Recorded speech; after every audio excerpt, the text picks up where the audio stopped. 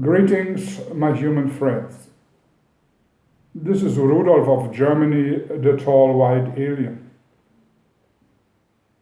Today I would like to speak a bit about why it is so important for you to enable yourself to switch dimensions in case of emergency, be it a personal emergency, a tragical event coming up, or an emergency on a global basis as the looming pole shift in approximately 10 years. To enable you subconsciously, when you face a danger, to switch from one dimension into the next and avoid such a scenario is important. But even more refined and better it would be if you are capable of consciously switch dimensions at will. You might say, okay, the pole shift is about 10 years away, if it happens at all. This Rudolf of Germany, he might speaking out of his head, and whatever he says might be, well, you see it so nicely in the United States, baloney. Good, it's up to you. You are free to believe whatever you want. But one thing is for sure, and you are a witness of these events right now. Most of you are involved in personal circumstances, joblessness, or other personal affairs, health crisis, psychological strains. So you are not actually aware of the global threats which are looming. Because about half of the US population up to the age of 35, a good part of you have excellent education, do not find work, do not find any meaningful work in order to sustain an independent life. So almost half of the young American population still has to live in the households of their parents and to the most part live in their childhood rooms. By being in a situation which is so depressive and closing in your mind into your very, very personal affairs, which is understandable, you might overlook the looming global threat which goes out from the United States of America, which is bringing this planet on the brink of a nuclear war. You might think, why is he talking about this at this point of time? Hasn't there been, through the times of the Cold War, situations like that plentiful?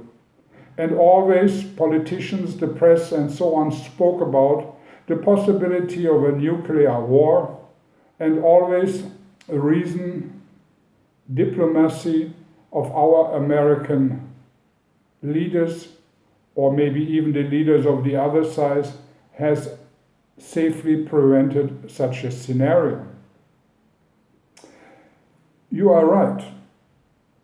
These war scenarios have been prevented so far, but you have to also, if you study the situation, admit there have been moments, several of them, where the world has been at the brink of a nuclear war. We don't have to think about the Cuban crisis or other events far in the past, but let's come to the situation we're living in right now. This dimension which you occupy, this dimension which I speak out of at this moment, is under a deadly threat.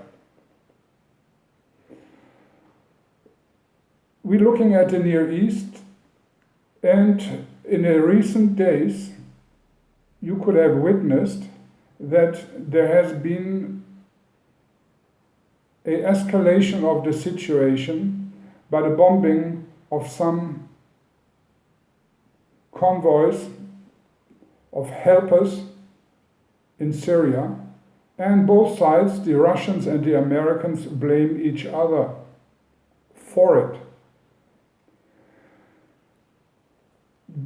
You can also observe that there is a certain willingness from the side of Russia to diplomatically speak to the American side, to diplomatically try to come to a common consensus, to de-escalate the situation, and whenever there is a little bit of hope to speak to the American side, there is another strike.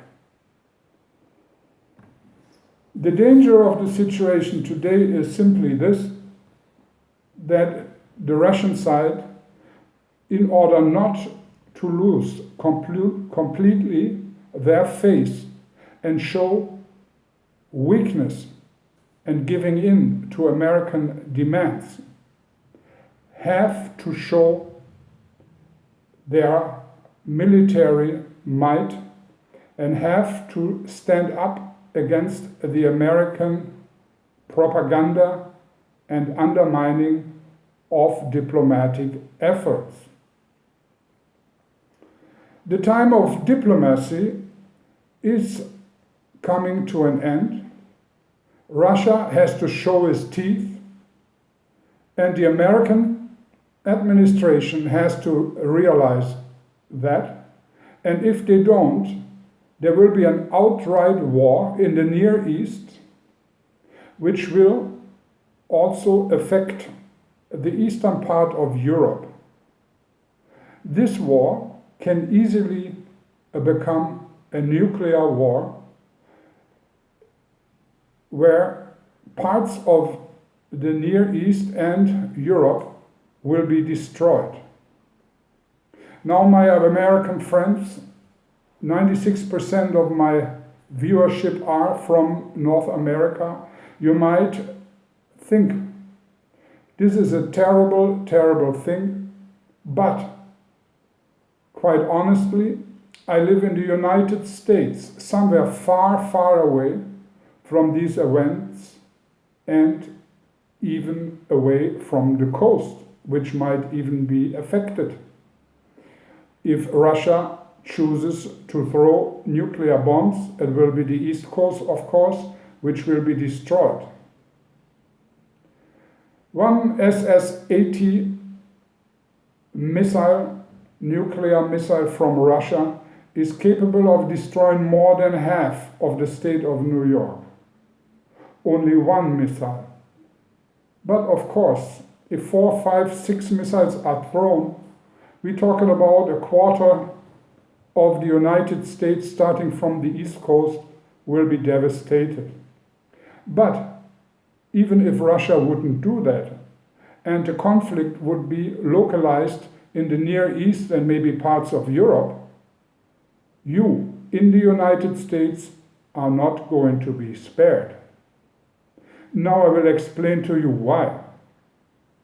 The thermic conditions on planet Earth are as such that the nuclear residue and fallout from a nuclear war, from an atomic war in the Near East and Europe, these clouds of poison will, through wind and thermic situation, to the thermic situation on this planet, will slowly move over the Atlantic to the Americas, and the trade winds from Africa over the Atlantic into the Caribbean and up to North America will bring this deadly cloud or these deadly clouds for sure into the United States. And even if you never will experience the explosion of a nuclear bomb, massive amounts of poison will rain down on you. And if most of you will not die instantly, as in case you are hit, for example, with a nuclear bomb in your next vicinity, certainly a slow death of poisoning, radiation poisoning, will be for sure. Not only that your children and your newborns will be affected, will be deformed, but a majority of the American population will die a dire cancer death. Your soil will not be able to be used anymore. It will be poisoned. Water will be poisoned. Even if you don't smell it, if you don't taste it, even if you feel days and weeks and even months after the nuclear war healthy and good, you are poisoned already, and with every sip of water and every piece of bread you eat, you will get more poisoned. This is the fact. This is the danger which we are living in right now. And let me give you a little ray of hope.